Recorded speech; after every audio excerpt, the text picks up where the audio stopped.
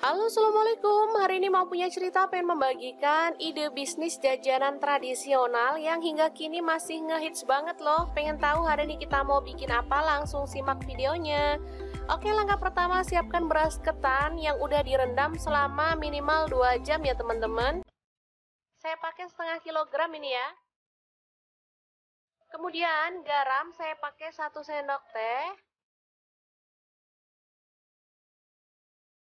Lalu ada kelapa parut, di sini saya pakai kelapa yang agak muda.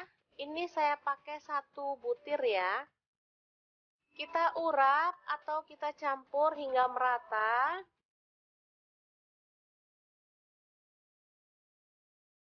Oke, setelah itu panaskan dandang atau panci pengukus seperti ini.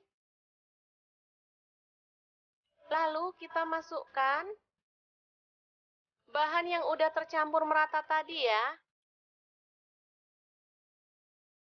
Kukus hingga matang, kurang lebih selama setengah jam.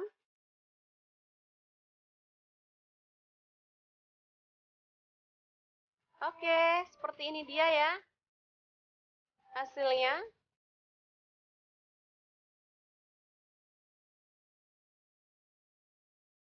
Selanjutnya kita angkat dan masukkan ke dalam wadah ya. Lalu kita tumbuk seperti ini hingga halus. Saya alasi pakai daun biar tercium aroma sedapnya ya teman-teman.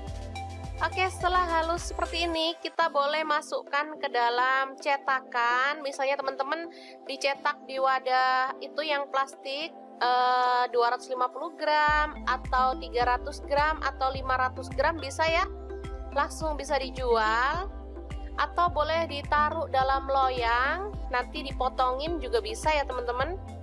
Kalau di tempatku itu per setengah kilo tuh dijual antara 20 sampai 25 ribu ya teman-teman, laris banget, banyak yang pesen.